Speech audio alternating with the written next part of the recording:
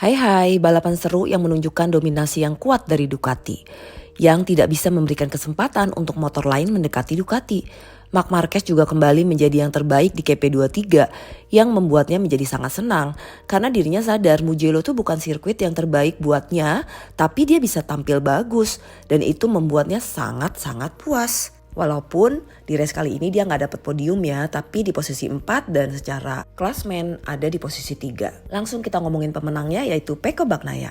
Pecco terlihat jauh lebih tenang jika dibandingkan dengan Jorge Martin yang terus membuntutinya. Tapi ini membuktikan betapa dia percaya dengan tim dan motornya sehingga dia tahu bahwa dia bisa melesat di barisan depan.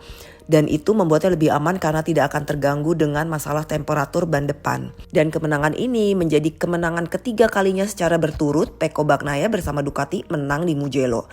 Lalu ketika ditanya apakah mungkin bisa menyaingi Valentino Rossi yang memiliki 9 kali kemenangan berturut di Mugello. Dan Pecco menjawab, ini masih terlalu jauh lah, saya masih 3, belum bahkan setengahnya dari Valentino Rossi. Tapi kita gak bisa pungkirin memang Pecco kali ini kuat sekuat-kuatnya. Kenapa? Karena dia mulai dari posisi 5 dan dia tuh berhasil ada di posisi 1 hanya membutuhkan 2 tikungan aja di lap 1. Pecco sendiri menceritakan bahwa dia melihat video Jack Miller yang mampu melewati Pecco setelah start di tahun lalu itu. Dan dia menjadikan itu sebagai patokan. Jadi ketika race dimulai posisi dia tuh tetap di posisi 5 kan. Lalu dia ngelihat Martin di tikungan 1 bahwa Martin tuh gak memiliki akselerasi yang bagus keluar dari tikungan. Jadi dia langsung bilang oke, aku akan tetap di line luar dan akan ngambil di tikungan 2. Dan ternyata bener aja ketika dia melewati Martin di tikungan 2, dia langsung tutup di tikungan 3-nya, gak buka pintu.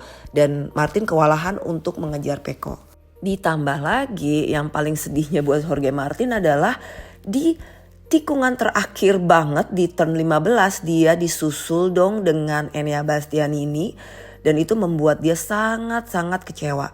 Tapi bagi Ducati ini menjadi sangat sempurna karena ini adalah podium 1-2 di mana mereka menggunakan livery biru Azura di home race ini. Kalau dari sisinya Jorge Martin, dia mengakui bahwa membuka pintu di last corner adalah kesalahan yang tidak akan dia ulangin lagi.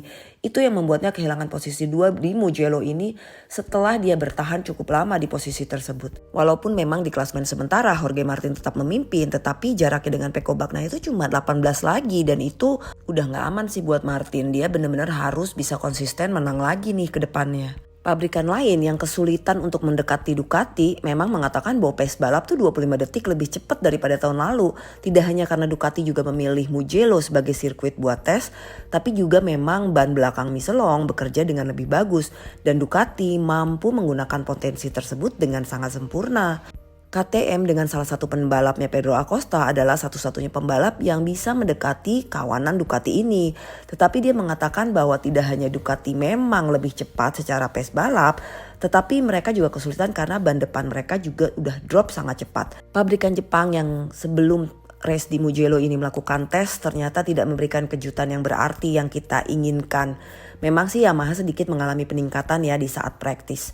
Tetapi seperti yang Fabio Quartararo katakan setelah sprint, bahwa motor masih jauh dari bisa kompetitif. Bahkan saat ini Fabio Quartararo setelah race mengatakan bahwa motor begitu berat untuk dikontrol, ditambahkan di Mugello banyak banget kan tikungan yang berbeda arah.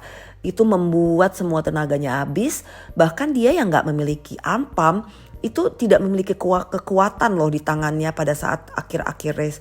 Dan itu benar-benar gak bisa membuatnya menggunakan atau menjalankan motor seperti yang dia inginkan. Sedangkan Honda itu benar-benar udah kehabisan ide kayaknya. Bahkan Nakagami, pembalap terlama di Honda saat ini, mengatakan dengan sangat terbuka bahwa dia tuh udah gak tahu lagi bagaimana harus memotivasi dirinya sendiri dengan kondisi yang terus-terusan seperti ini. Dan bahkan Joan Mir sendiri memikirkan untuk pensiun.